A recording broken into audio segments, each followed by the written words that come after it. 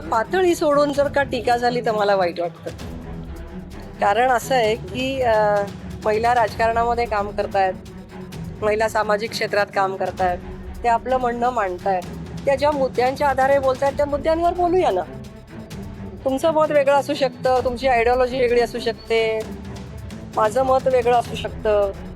प्रत्येकाला आपलं मत मांडण्याचा अधिकार आहे. पण म्हणून अशा रीतीने विडंबनात्मक चित्र करणं, त्याची पोस्टर्स शहरभर लावणं. मी आज 30 वर्ष राजकारणामध्ये काम करते पुण्यामध्ये, आणि प्रत्येक जी महिला राजकारणामध्ये काम करते किंवा कुठल्याही क्षेत्रात काम करत असेल, कुठल्याही क्षेत्रात काम करत असेल, त्याची गरिमा सांभाळली गेली पाहिजे, तिचा आत्मसन्मान, तिची अस्मिता राखली गेली पाहिजे.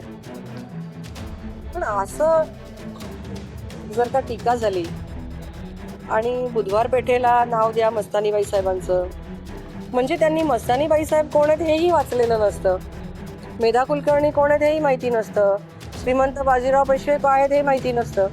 कदाचित त्यांनी छत्रपती शिवाजी महाराजही वाचलेले नसतील, कारण छत्रपती शिवाजी महाराजांनी महिलांचा सन्मान कसा करायचा याचा आदर्श घालून दिला, याचा आदर्श वस्तुपट आहेत छत्रपती शिवाजी महाराज, तेही कदाचित त्यांनी वाचलेले नसतील, आणि म्हणून अशा पद्धतीने ते वागत असतील असं मला वाटतं.